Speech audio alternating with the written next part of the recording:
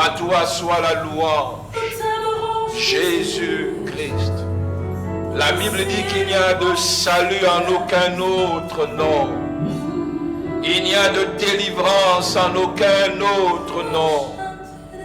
Le nom qui nous a été donné. Le nom qui apporte la guérison. Le nom qui apporte l'espérance. C'est le nom de Jésus-Christ.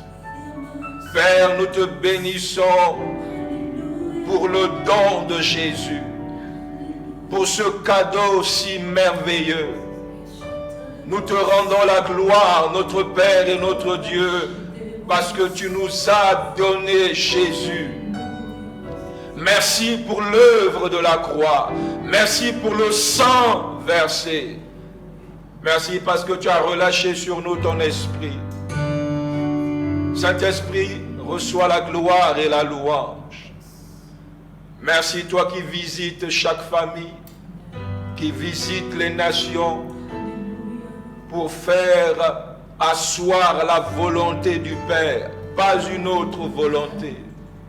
Afin que sa volonté soit manifeste, afin que sa volonté soit visible, nous te rendons la gloire et nous te bénissons, notre Père et notre Dieu. Jésus est mort afin qu'aucune autre volonté ne soit visible si ce n'est ta volonté, Seigneur. Et ce matin, nous disons qu'il nous soit fait selon ta volonté.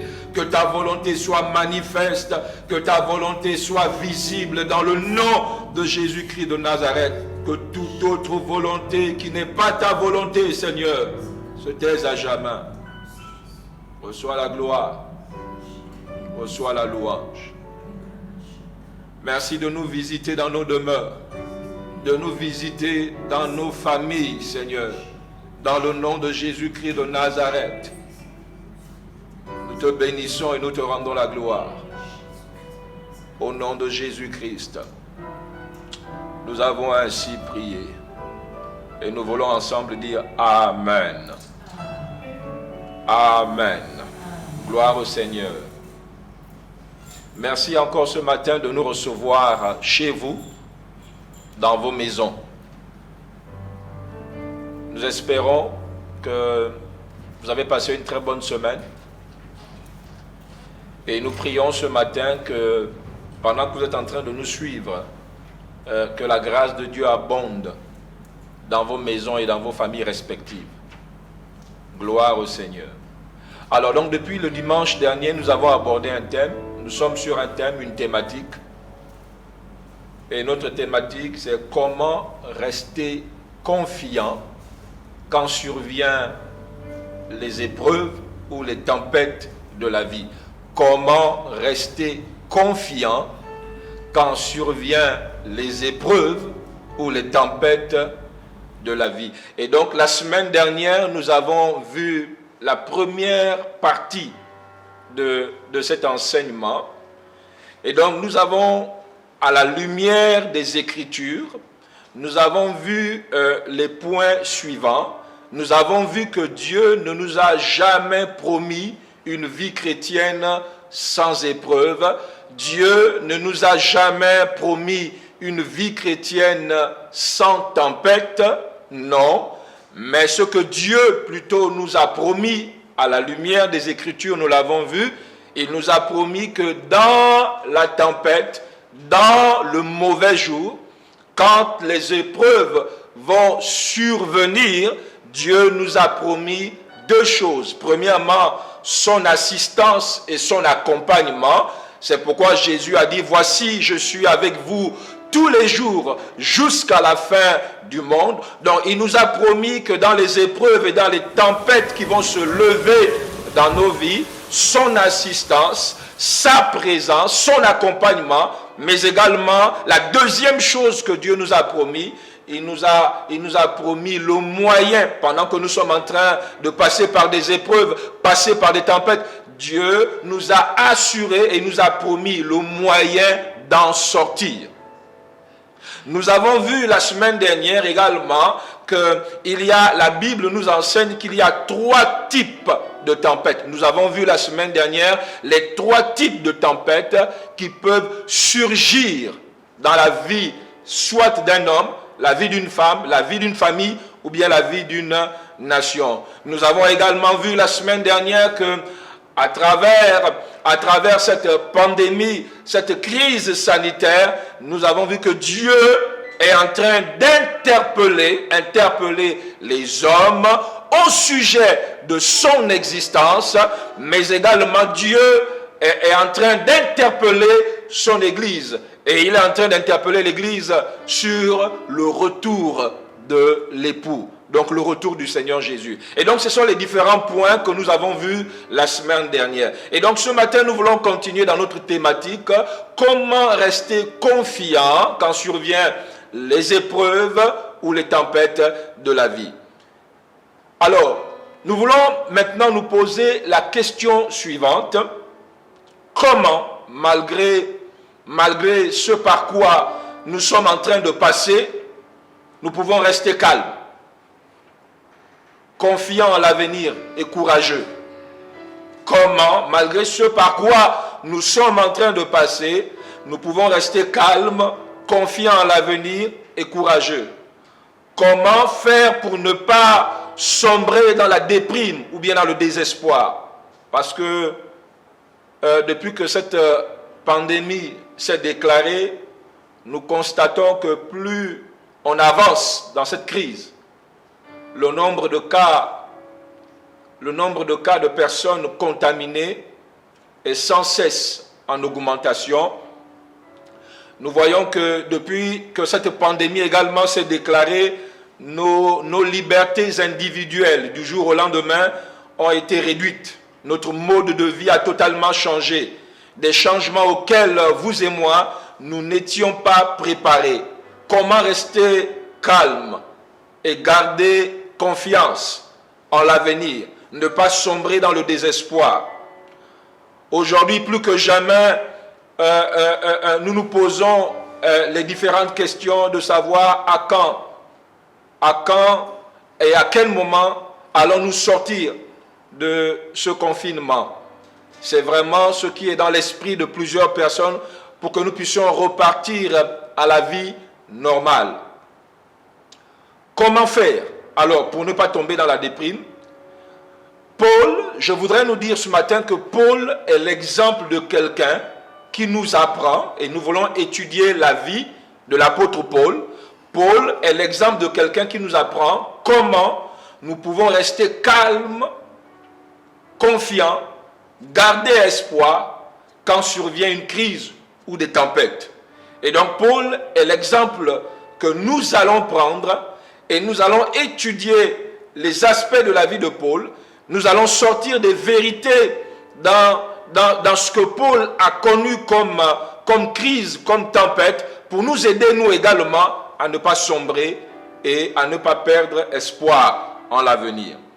Dans le livre des Actes des Apôtres, le chapitre 27, à partir du premier verset, la Bible dit ceci: « Lorsqu'il fut décidé que nous embarquerions pour l'Italie, on remit Paul et quelques autres prisonniers à un centenier de la cohorte Auguste nommé Julius. » Le verset suivant: « Nous montâmes sur un navire d'Andramite qui devait côtoyer l'Asie et nous partîmes ayant avec nous Aristarque, macédonien de Thessalonique.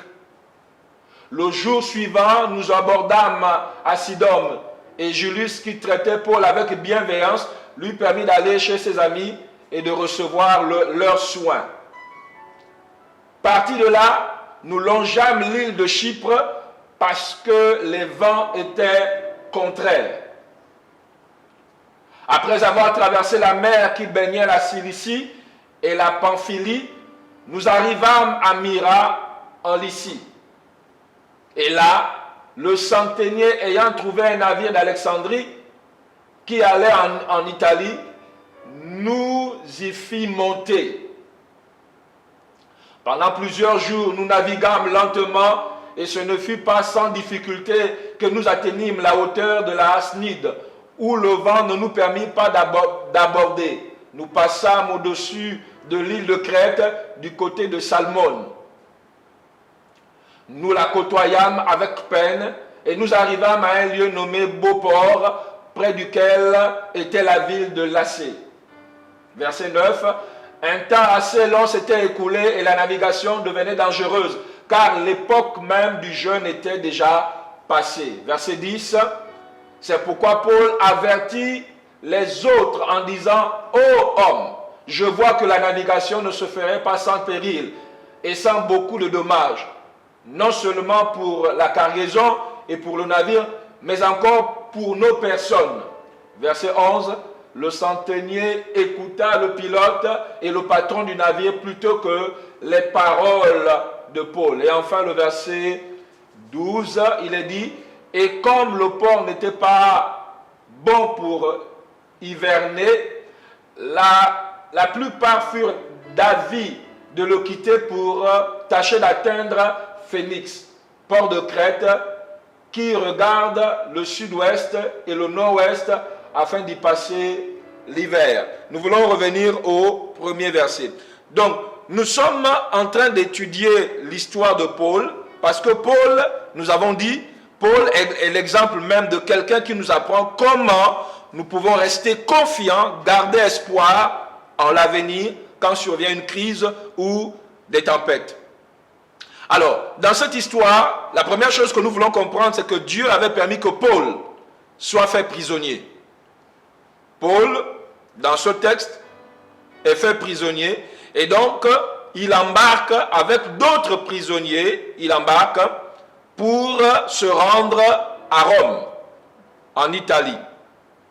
C'est ce que le verset premier nous dit.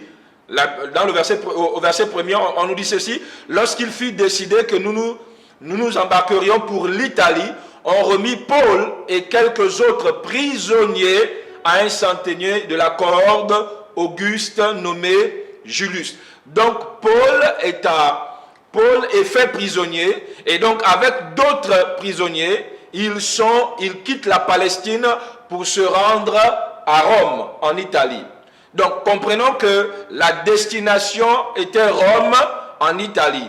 Et donc le navire va donc prendre le large avec pour destination Rome, en Italie. Dans notre lecture, nous voyons que ils vont faire une escale sur une île, l'île de Crète. Et nous le voyons au verset 7, le verset 8 que nous lisons ensemble. Au verset 7, au verset 8, donc ils vont faire une escale dans l'île de Crète. La Bible dit: « Pendant plusieurs jours, nous naviguâmes lentement et ce ne fut pas sans difficulté que nous atteignîmes la hauteur de Snide, où le vent ne nous permit pas d'aborder. Nous passâmes au-dessus de l'île de Crète du côté de Salmone. » Le verset 8. Et c'est à cette île-là, à cette île de Crète, nous la côtoyâmes avec peine et nous arrivâmes à un lieu nommé Beauport, près duquel était la ville de Lacée. Donc nous voyons que la destination était Rome en Italie, mais ils vont faire une escale à l'île de Crète. Et c'est pendant qu'ils étaient à cette île de Crète que Dieu va dire à Paul de conseiller à l'équipage de ne pas quitter l'île de Crète. Pourquoi?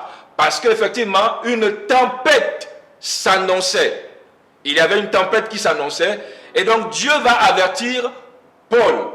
Et Paul va effectivement avertir le commandant du bateau. Nous le voyons dans le verset 9 et le verset 10 du même chapitre. La Bible dit ceci: « Un temps assez long s'était écoulé et la navigation devenait dangereuse, car l'époque même du jeûne était déjà dépassée. » Le verset 10, c'est pourquoi Paul avertit les autres. Suite à ce que Dieu avait révélé à l'apôtre Paul, certainement dans ces temps d'intimité avec le Seigneur, et donc Paul va avertir les autres qui étaient dans le bateau, en disant: « Ô homme, je vois que la navigation ne se ferait pas sans péril et sans beaucoup de dommages, non seulement pour la cargaison et pour le navire, mais encore pour nos vies. » Donc nous voyons que Paul va avertir les autres au sujet du danger qui les attendait. Une tempête allait s'abattre sur la région Et donc, parce que la tempête allait s'abattre sur la région, il était judicieux pour eux de rester sur l'île de Crète et donc de ne pas faire le voyage. C'est ce que la Bible nous dit. Et donc, à la suite de l'avertissement de l'apôtre Paul, à la suite de cet avertissement, voyons ensemble quelle fut la réaction de l'officier romain qui avait la responsabilité des prisonniers. Quelle fut la réaction de l'officier romain? Regardez avec moi le verset 11 et le verset 12. Le verset 11 et le verset 12 nous dit ceci: le centenier écouta le pilote et le patron du navire plutôt que les paroles de Paul. Regardez le verset 12. Et comme le port n'était pas bon pour hiverner, la plupart furent d'avis de le quitter pour tâcher d'atteindre Phénix, port de Crète qui regarde le sud-ouest et le nord-est, afin d'y passer l'hiver. Donc, suite à l'avertissement de l'apôtre Paul de ne pas entreprendre le voyage, parce qu'une tempête allait s'abattre sur la région, nous voyons ici que quelle fut la réaction de l'officier romain. Ils vont donc lever l'ancre et ignorer totalement l'avertissement de l'apôtre Paul. Et ce qu'ils ne savaient pas, c'est qu'ils étaient en train de foncer tout droit vers une tempête. Alors, qu'est-ce que cette histoire nous enseigne? La première vérité que je voudrais ressortir ce matin au sujet de cette histoire de l'apôtre Paul, c'est comment très souvent nous nous mettons dans des situations compliquées. Comment très souvent nous nous mettons dans des problèmes et comment très souvent nous nous mettons dans des situations de crise. Le centenier romain, donc l'officier romain qui avait la charge, la charge de la surveillance non seulement de Paul, mais également des autres prisonniers, va totalement ignorer les conseils de l'apôtre Paul, et donc il va choisir de suivre plutôt l'avis du capitaine du bateau et du propriétaire. Ce fut là les deux avis. C'est sur la base de ces deux avis qu'il va décider de quitter donc le port. Cet exemple nous montre la façon dont nous nous mettons généralement dans les problèmes également. Lorsque très souvent, on écoute les mauvais experts. Très souvent, nous nous laissons induire en erreur par ce qu'on appelle des soi-disant experts. C'est vrai que Paul n'était pas le commandant du navire. Du point de vue, du point de vue professionnel, Paul n'avait pas l'expertise de la marine et donc, normalement, en tant qu'officier romain, il ne pouvait pas écouter Paul, mais quand vous lisez l'histoire, vous vous rendez compte que parce qu'il avait suivi et écouté l'avis des deux soi-disant experts, donc le commandant du bateau et le propriétaire du bateau, ils vont foncer tout droit vers une tempête. Qu'est-ce que je veux dire? Je vais nous dire ce matin que très souvent, quelquefois dans la vie, il y a ce qu'on appelle des mauvais experts et qui nous donnent des mauvais conseils. Vous devez comprendre que dans la vie, il y a ce qu'on appelle des sciences exactes, des sciences qui sont des sciences exactes, mais il y a également des sciences qui sont des sciences inexactes, donc dont l'homme n'a pas la maîtrise, dont nous n'avons pas la maîtrise. Et l'une des sciences dont nous n'avons pas la maîtrise, c'est la science de la vie. Vous devez comprendre qu'aucun homme n'a la maîtrise de ce qu'on appelle la vie. Seul Dieu a la maîtrise de la vie. Depuis le début de cette crise, je constate que sur la toile, tout le monde est devenu expert dans un domaine bien précis. Tout le monde propose des solutions. Tout le monde a des théories. On nous propose ça et là des solutions miracles. Toutes sortes d'idées folles circulent dans la toile. des nouvelles thérapies. Aujourd'hui, il semble que tout le monde ait quelque chose à offrir. Plein de gens se prennent aujourd'hui pour des experts. Vous devez comprendre que même les plus grands experts se trompent souvent. Et l'histoire de l'apôtre Paul nous montre que ce soit le commandant du bateau, que ce soit le propriétaire du bateau, ils se sont trompés. Vous devez comprendre que dans la vie, même les plus grands experts, ceux qui, entre guillemets, sont appelés experts, même les plus grands experts se trompent souvent.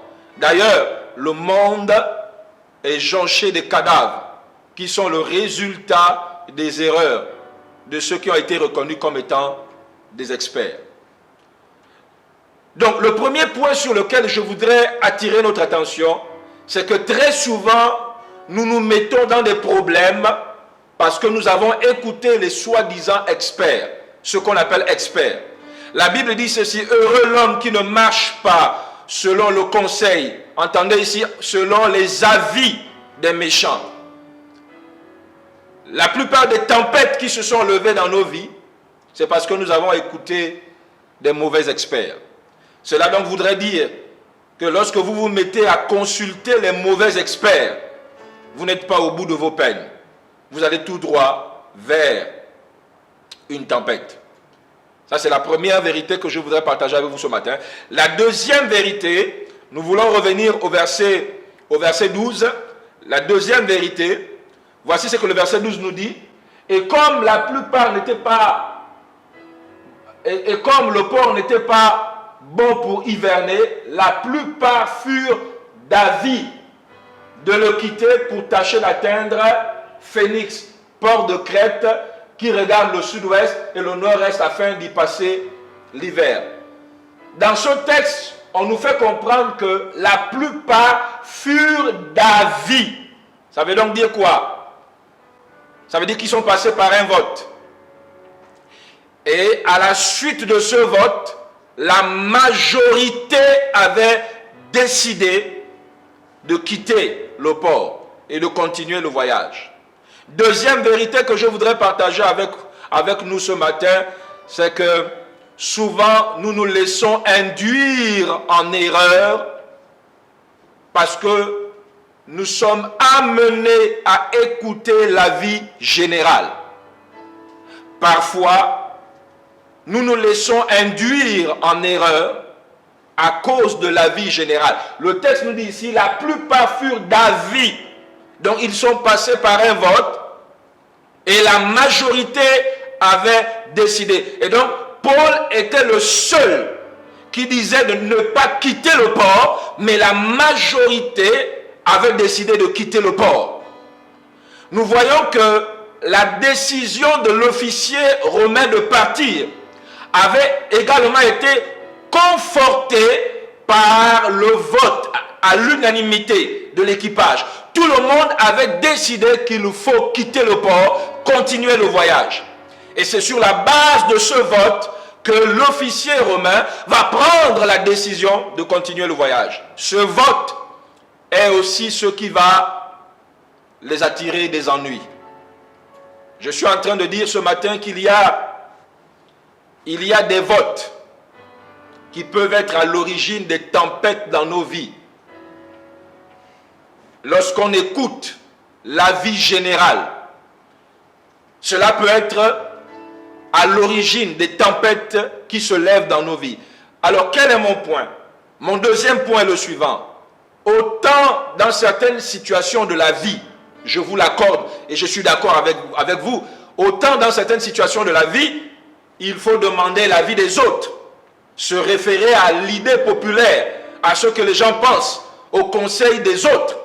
Mais sachez également que parfois, la vie générale peut nous mettre dans des situations embarrassantes. Parfois, vaut mieux écouter la voix de Dieu au lieu d'écouter la pensée populaire. Parfois, ce qui est populaire, ce qui est général, ne relève pas forcément de la vérité. Je le redis, parfois ce qui est populaire, ce qui est général, ne relève pas forcément de la vérité. toute une majorité peut être dans l'erreur. Toute une majorité peut être dans l'erreur. Parfois, il est bon et il est judicieux d'écouter la voix de Dieu. Parce que la voix de Dieu nous donne la direction à suivre. Jésus a dit, mes brebis entendent ma voix et me suivent. C'est ce que Jésus a dit. Écouter la voix de Dieu dans certaines situations de nos vies est plus important qu'écouter l'opinion populaire. Vous devez comprendre que parfois l'opinion populaire peut vous induire en erreur. Et donc nous voyons dans cette histoire deux vérités à retenir, deux vérités importantes. Lesquelles sont? Première vérité, c'est que l'officier romain s'est retrouvé et a mis tout l'équipage en danger. Premièrement parce qu'il a voulu écouter l'avis de ceux qu'on appelle les experts, le commandant du bateau et le propriétaire du bateau. Et en écoutant ces deux avis, il a mis tout l'équipage en danger. Il a refusé d'écouter l'avertissement de l'apôtre Paul. Deuxième vérité, c'est que la décision du commandant du bateau de partir, de continuer le voyage, a été confortée par l'avis général. Ils sont dans le bateau, ils sont passés par un vote et tous, unanimement, avaient décidé qu'on doit continuer le voyage. Donc Paul était le seul à dire, nous ne devons pas partir. Il y a une tempête qui s'annonce. Deuxième vérité, parfois l'avis général peut vous induire en erreur. Vaut mieux écouter la voix de Dieu. Alléluia. Et donc ce matin, j'ai voulu partager avec vous ces deux vérités. Pour nous amener à comprendre que parfois, certaines tempêtes qui se lèvent dans vos vies, si vous examinez bien, si vous prêtez attention, certaines situations embarrassantes dans lesquelles vous vous êtes retrouvés sont parfois le résultat de ces deux choses. Premièrement, vous avez écouté ce qu'on appelle des experts et deuxièmement, la pensée générale. Je voudrais terminer avec ce texte de Romains. Romains le chapitre 5, le verset... Romains le chapitre 5, le verset 12. Je voudrais terminer avec ce texte. Romains chapitre 5, le verset 12. La Bible dit ceci, c'est pourquoi, comme par un seul homme, le péché est entré dans le monde, et par le péché la mort, ainsi la mort s'est étendue sur tous les hommes, parce que tous ont péché. On dit, c'est pourquoi comme par un seul homme, le péché est entré dans le monde, et par le péché la mort, et qu'ainsi la mort s'est étendue sur tous les hommes, parce que tous ont péché. Par un seul homme. Par un seul homme. La décision d'un seul homme, le choix d'un seul homme a entraîné plusieurs dans des tourments, a entraîné plusieurs dans des souffrances. Le choix d'un seul homme. Je voudrais nous dire, les temps dans lesquels nous sommes sont des temps critiques, sont des temps délicats. Et donc nous ne devons, il y a des décisions, il y a des choix qu'il ne faut pas prendre à la légère. Ici, on nous présente un seul homme, à la suite du choix d'un seul homme. Toute l'humanité a été plongée dans le chaos à cause du choix d'un seul homme. Il y a des choix, surtout dans les temps dans lesquels nous sommes, des choix où il faut impérativement s'assurer que vous avez entendu la voix de Dieu. Parce que vous devez comprendre que même les plus grands experts humains se trompent. vaut mieux écouter la voix de Dieu dans ces temps. Vaut mieux écouter la voix de Dieu. Et donc, c'est ce partage que j'ai voulu avoir avec vous ce matin. Et je voudrais, de là où vous êtes, vous inviter à incliner un tant soit peu vos têtes. Et nous voulons ensemble prier sur la base de ce que nous avons entendu ce matin. La Bible dit heureux l'homme qui se confie en l'Éternel. Pas qui se confie dans l'homme, mais qui se confie en l'Éternel. Heureux est cette personne.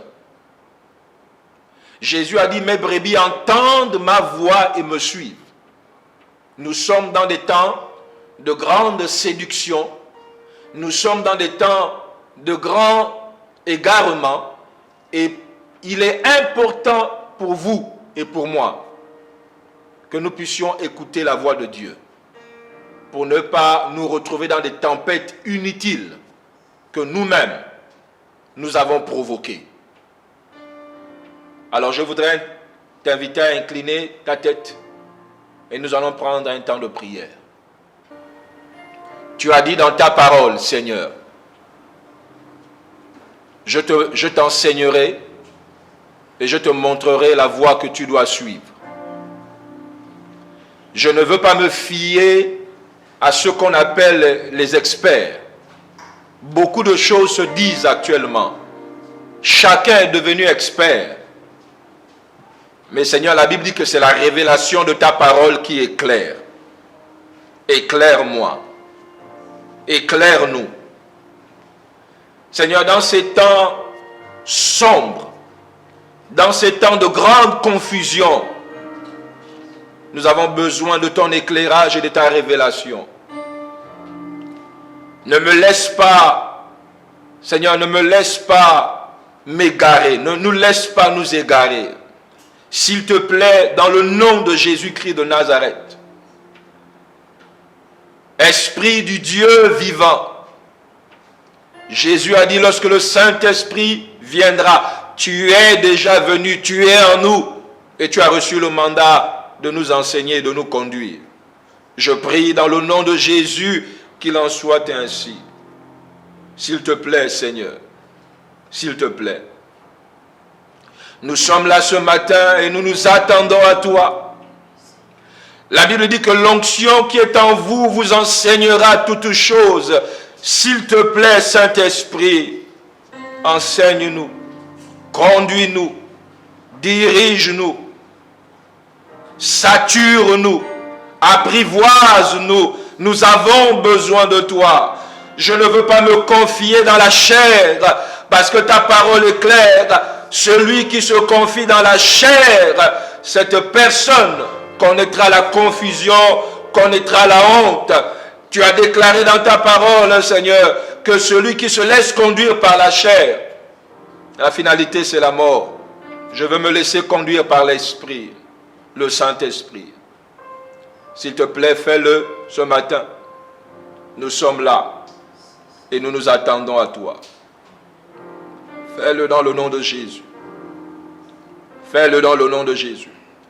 Incline davantage nos cœurs, Seigneur, à l'écoute de ta voix. Incline davantage nos cœurs, Seigneur, à l'écoute de ta voix.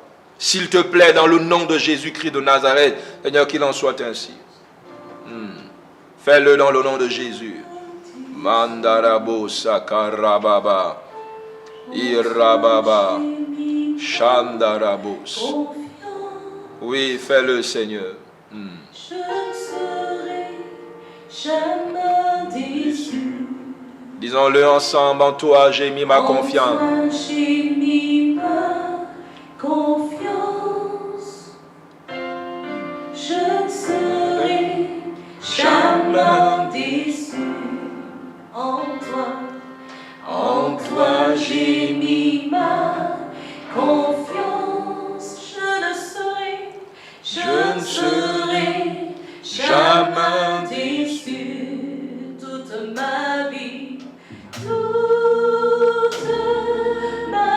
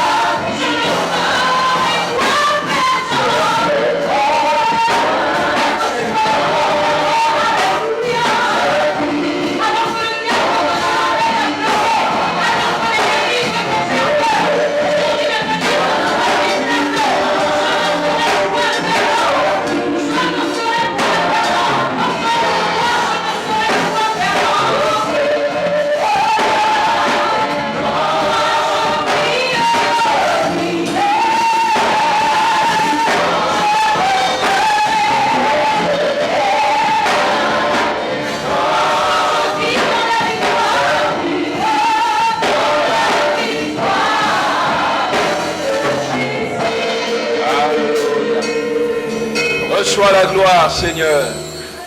Nous déclarons que nous ne serons point perdants. La victoire est nôtre. La Bible dit que nous sommes plus que vainqueurs. Plus que vainqueurs par celui qui nous a aimés. Nous te rendons la gloire et nous te bénissons. Tu es à l'œuvre dans cette nation. Tu es à l'œuvre dans nos vies. Tu es à l'œuvre et ta volonté s'impose.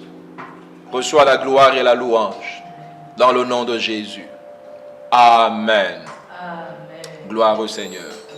Nous voulons passer à une autre étape de notre culte, l'étape des dîmes et des offrandes. Et je voudrais avec vous lire un texte dans Ecclésiaste, le chapitre 11, le verset 6. Voici ce que la Bible dit, Ecclésiaste, le chapitre 11, le verset 6, la Bible dit, dès le matin, dès que le jour se lève, il y a ce qu'on appelle des habitudes qu'il nous faut avoir, des habitudes qui attirent la faveur et la grâce, des habitudes qui attirent également la bénédiction. Il dit dès le matin, quand tu te lèves le matin, sème ta semence. La semence ici peut représenter dès le matin, la semence ici peut représenter premièrement tes temps de prière. C'est une semence. Va dans la présence de Dieu. Sature-toi de la présence de Dieu. Sature-toi de l'atmosphère du ciel. La prière est une semence. La façon, ce que tu sèmes le matin, sache que à la fin de la journée, tu peux et tu vas le récolter. La Bible dit dès le matin, sème ta semence. Il ne s'arrête pas là. Il dit, et le soir, ne laisse pas reposer ta main, car tu ne sais point ce qui réussira. Ceci ou cela, ou si l'un et l'autre sont également bons. Dans ce texte, on nous encourage à continuer de semer et à ne pas reposer nos mains. Nous sommes dans des temps où nous devons continuer de s'aimer, c'est-à-dire non seulement dans nos temps de prière, nos temps d'intercession à la maison, mais également en termes de dîmes et d'offrandes, nous devons continuer de s'aimer. Il dit ne repose pas ta main, ne repose pas ta main. Surtout dans les temps dans lesquels nous sommes. En temps de guerre, on ne repose pas sa main.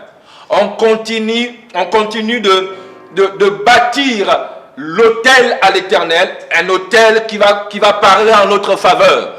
Parce que vous devez comprendre, peuple de Dieu, et nous devons comprendre que dans ces temps, de l'autre côté, le monde des ténèbres, eux, ils continuent à bâtir leur autel, pour que leur autel parle en leur faveur. Et donc, nous ne devons pas nous lasser de continuer de bâtir sur la plateforme de ce que Jésus a déjà accompli. Nous voulons également apporter nos dîmes et nos offrandes pour bâtir l'autel qui va parler en faveur de notre nation. Il dit dès le matin, lève-toi et sème. Alors, de là où tu es, je voudrais t'inviter à prendre ta dîme, prendre ton offrande, et nous voulons ensemble prier. Pour ceux qui n'ont pas l'offrande en nature, vous voyez simplement sur la bande-annonce, vous pouvez envoyer également sur ce numéro RTL Monnaie votre offrande ou votre dîme, votre don, et que Dieu vous bénisse. Je voudrais prier. Seigneur, nous te disons merci pour l'opportunité de continuer de semer dans ces temps. La Bible nous apprend que tu t'es souvenu non seulement des prières, mais également des offrandes de Corneille. Tu t'es souvenu de ces deux choses, ces prières et ces offrandes. Je prie que dans ces temps, tu te souviennes non seulement de nos prières, des temps de jeûne, Seigneur, mais que tu te souviennes également de ce que nous sommes en train de semer, des offrandes et des dîmes. Donne pour l'avancement de ton œuvre, pour que ta maison continue d'être alimentée dans le nom de Jésus-Christ de Nazareth. Je prie qu'à cet instant, tu relâches ta faveur et ta grâce maintenant et qu'elle repose sur chacune des familles ici présentes. Seigneur, à toi soit la gloire, à toi soit la louange.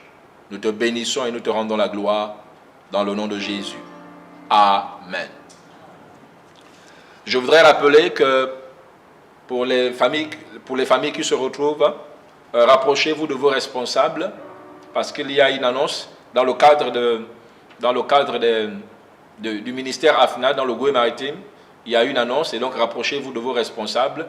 Ils vont vous communiquer simplement l'information qui actuellement est en train d'être donnée aux responsables. Que Dieu vous bénisse. Passez un bon dimanche et également un bon début de semaine. Je déclare sur vous la faveur de Dieu et la bénédiction qui ne se fait suivre d'aucun chagrin. Je déclare que le chagrin n'est pas votre partage dans le nom de Jésus. Votre partage est la bénédiction. Votre partage est la protection du Seigneur. Votre partage est la joie du Seigneur. Je déclare qu'il en soit ainsi au nom de Jésus-Christ de Nazareth. Amen. Que Dieu vous bénisse et bon dimanche.